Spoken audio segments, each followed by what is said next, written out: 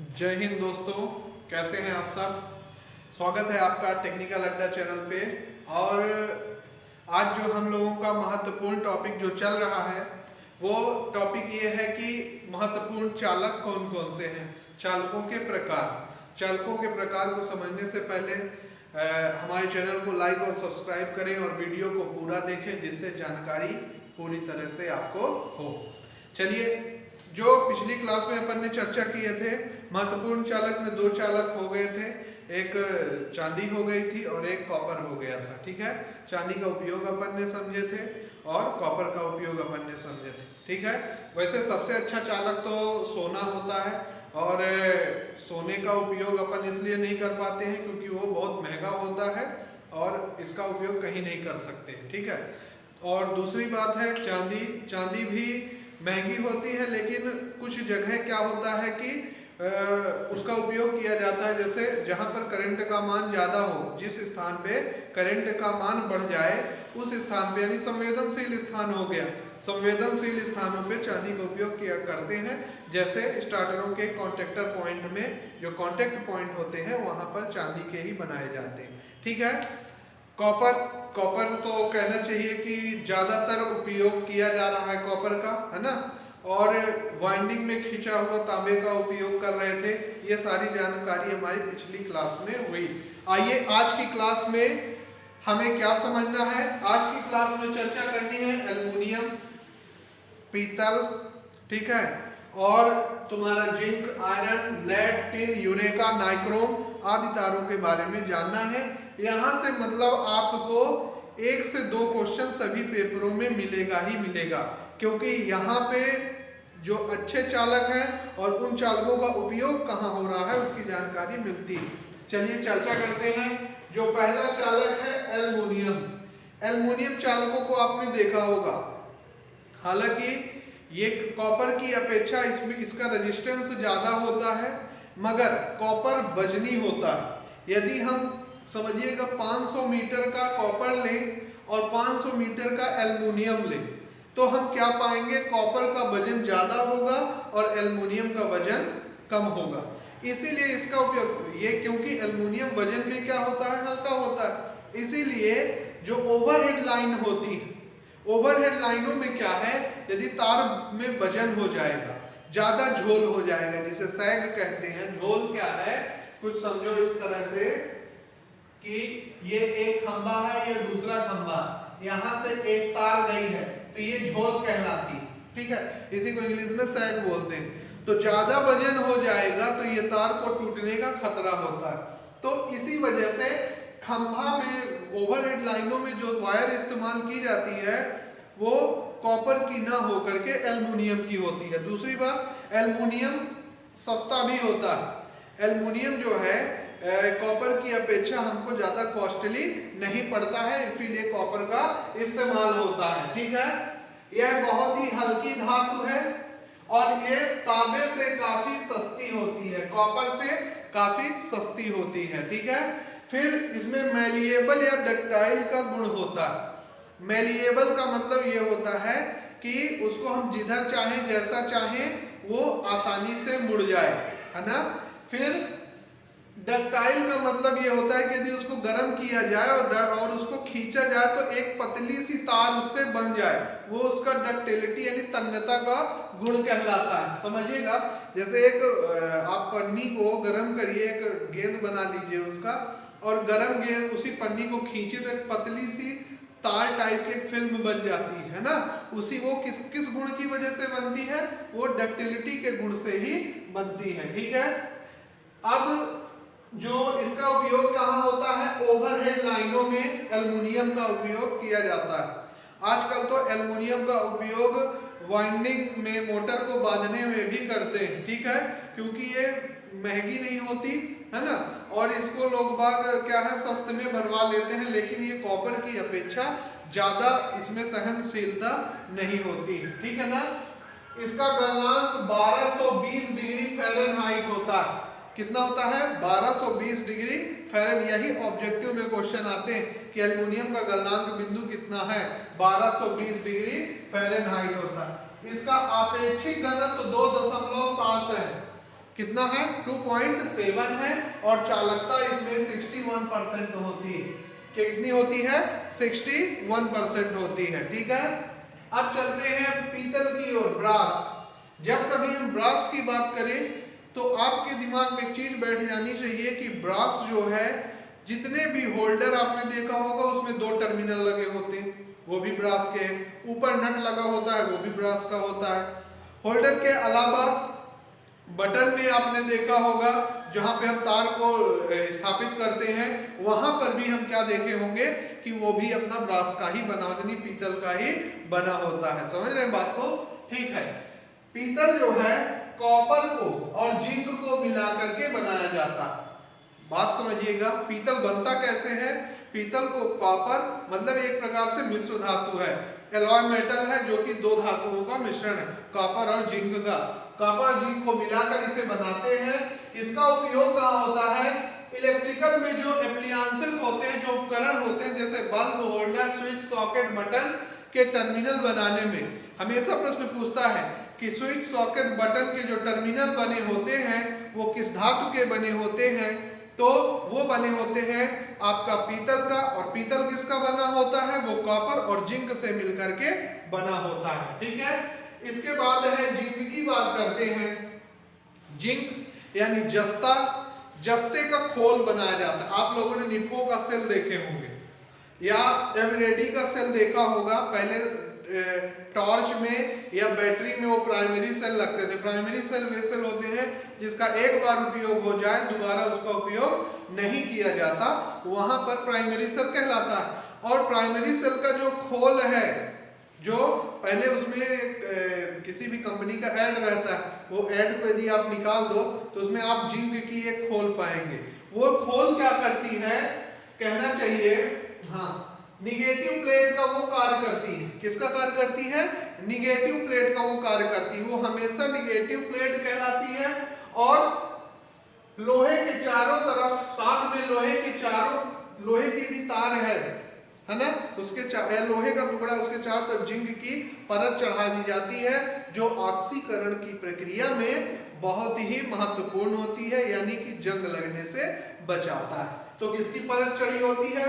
Zinc की। पहली बात, जिंक जो है इसका उपयोग कहाँ होता है, ये महत्वपूर्ण प्रश्न है।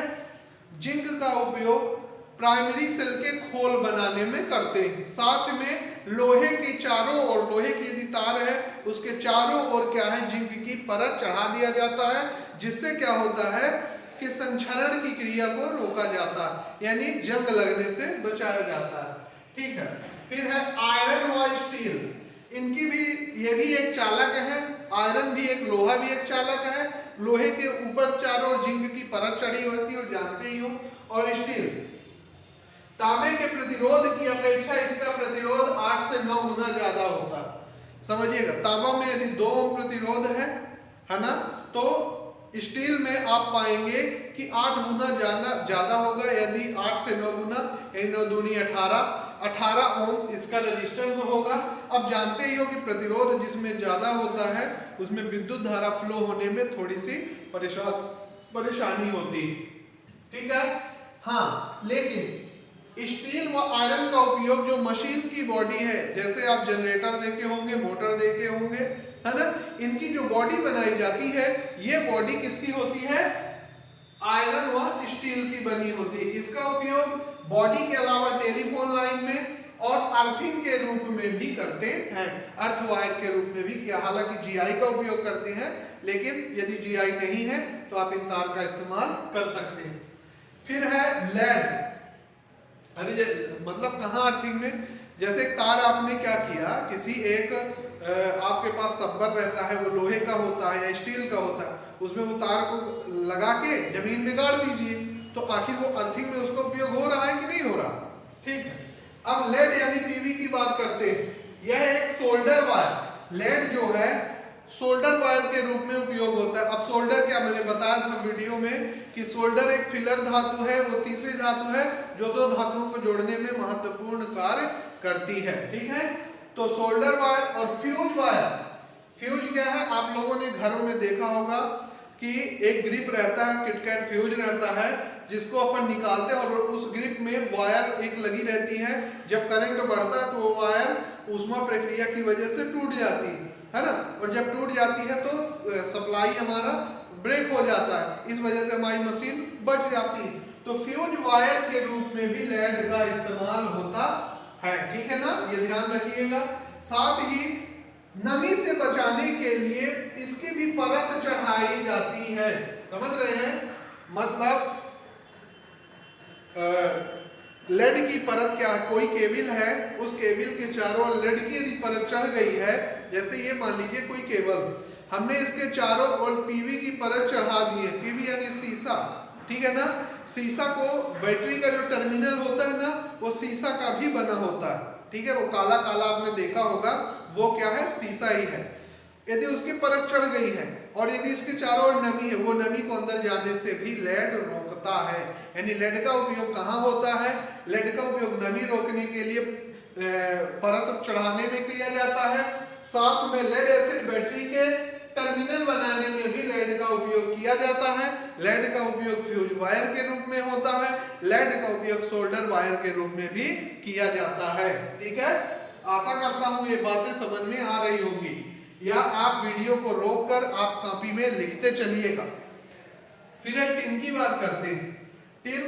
टिन जो है हमारा फ्यूज वायर के रूप में, अभी ये सोच रहे होंगे कि टिन जो लेड था हमारा, वो भी फ्यूज वायर के रूप में उपयोग हो रहा था, और टिन भी हो रहा। हाँ भाई, जो लेड और टिन है, इन्हीं के मिश्रण से फ्यूज तार बनता है, और इन्हीं के मिश्रण से आपका सोल्डर वायर भी बनता है। इसीलिए टिन का भी उपयोग वहां वही हो रहा है जहां लेड का हो रहा था, ठीक है ना। साथ में तार के ऊपर परत चढ़ाने के लिए भी टिन का उपयोग करते हैं।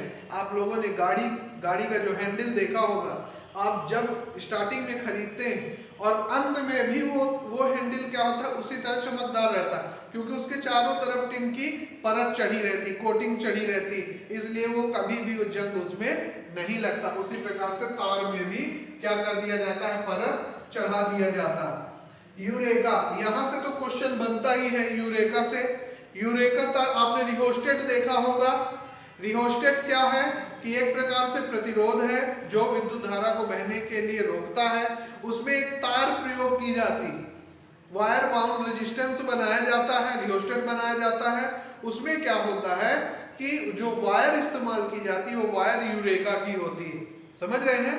यूरेका कॉपर और निकिल का मिश्रण से बनाई जाती है। कॉपर की तार होगी, साथ में निकिल का मिश्रण होगा। 60-40, ये हमेशा प्रश्न आता है, यूरेका में कॉपर निकिल का मिश्रण कितना होगा, 40-60, 60-40, 60-60 या 70-30, ऐसे करके ऑब्जेक्टिव में क्वेश्चन आएगा। तो 60-40 कॉपर और निकिल 40 होगा, ठीक है। और इसका उपयोग, इसमें क्या होता है, रेजिस्टेंस ज्यादा होता है जो ऊष्मा को क्या करता है, पैदा करता है।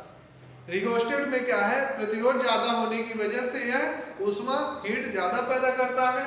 इसका उपयोग रिहोस्टेट बनाने में करते हैं। यूरेका का उपयोग रिहोस्टेट बनाने में किया जाता है, और यूरेका तार को पोर्सलेन के चारों ओर हम क्या करते हैं, वाउंड करते हैं ना, घुमा घुमा के लगाते हैं। फिर है नाइक्रोम तार की बात करते हैं। नाई प्लस क्रोम यानी निकिल, नाई से निकिल बना, क्रोम से क्रोमियम बना, यानी निकिल और क्रोमियम को मिलाकर जो तार बनती है उसको बोलते हैं नाइक्रोम तार। निकिल Fe और बीफ क्रोमियम 20% मिलाया जाता है। और हीटिंग एलिमेंट, ये याद रख लीजिएगा, नाइक्रोम जो है हीटिंग एलिमेंट। आजकल ठंडी का मौसम है तो आप लोग पानी को गर्म करते हैं, तो उसके अंदर जो तार लगी है तो दिमाग में बैठा लीजिएगा कि वह तार नाइक्रोम की ही तार होगी। क्यों? क्योंकि ये तार बहुत ज्यादा मात्रा में गर्मी को पैदा करती है, और उसके आसपास जो भी चीजें हैं वो सब चीजें गर्म होना शुरू करती है, जैसे गीजर, हीटर, इलेक्ट्रिक केतली, प्रेस आदि, ये जितनी भी चीजें गर्म होती हैं सब नाइक्रोम तार में के माध्यम से गर्म होती है। फिर है आखिरी टंगस्टन, इसका गलनांक सबसे ज्यादा होता है 3400 डिग्री सेंटीग्रेड, और ये मतलब ऐसी धातु है जिसका सबसे ज्यादा मेल्टिंग पॉइंट है। जब 3400 डिग्री सेंटीग्रेड आप तापमान को करेंगे तभी यह पिघलना शुरू हो जाएगी। ठीक है, इसका उपयोग बल्ब के फिलामेंट के बल्ब में आप फिलामेंट देखे होंगे, समझिएगा बात को। जैसे ये हमारा मान लीजिए बल्ब है, ये हमारा क्या है, बल्ब है, यहाँ पर एक फिलामेंट लगा होता है, ठीक है ना। तो इसके फिलामेंट के रूप में टंगस्टन धातु का उपयोग किया जाता है।